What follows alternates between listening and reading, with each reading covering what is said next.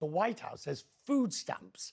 This is the method by which the US government, SNAP it's called, provides nutrition assistance to those who can't. Will continue. Food stamps will continue to go out. However, it's not clear what happens to other food assistance programs. For instance, one of the most famous, Meals on Wheels. It doesn't get more well known than Meals on Wheels. It's a non-profit, you know as well as I do.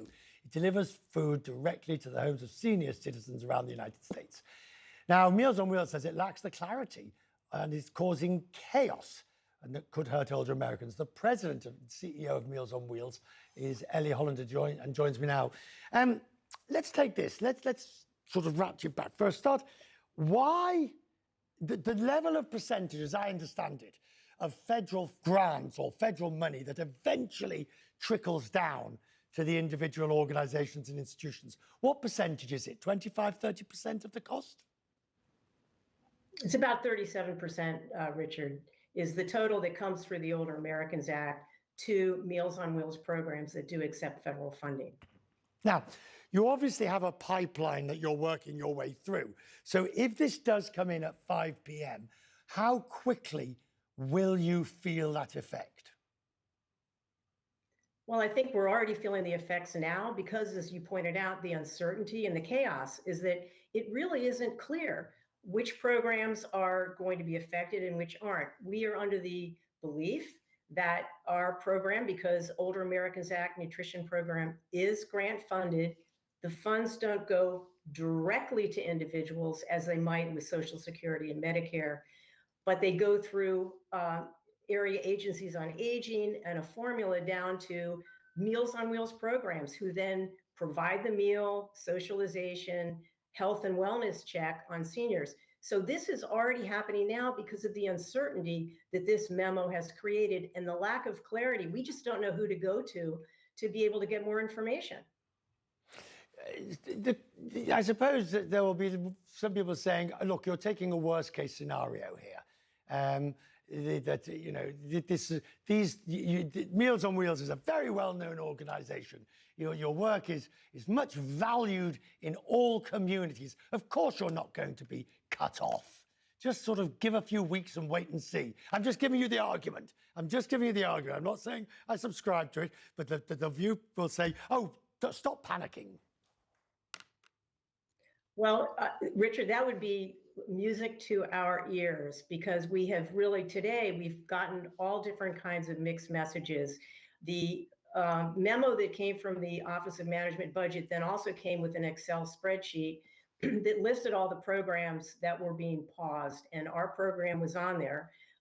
So we have to assume that it is, and we are squeaky wheels. We have to make sure that we are representing the voices of the millions of seniors across the country for whom Meals on Wheels is a lifeline.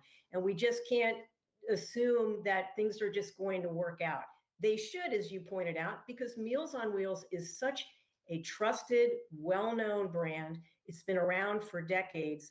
And what we do is we enable seniors to live longer, more independently, safely, and healthy in the comfort of their own homes, which saves money because if they can't stay at home, they're going to be in hospitals, emergency rooms, and nursing homes. So there's an economic case for the fact that we should be boosting funding to these lifelines.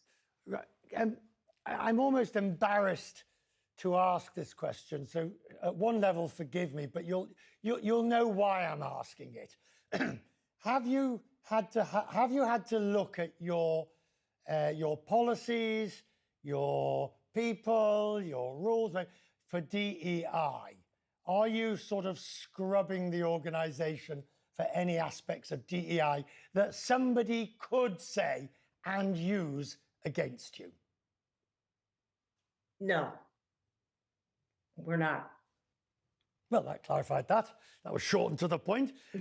How long do you think you can keep going before you'd have to actually start taking real decisions and saying, I'm sorry, we're going to have to cut back. No, we're going to do meals every other day, or we're not going to fund as much. How long?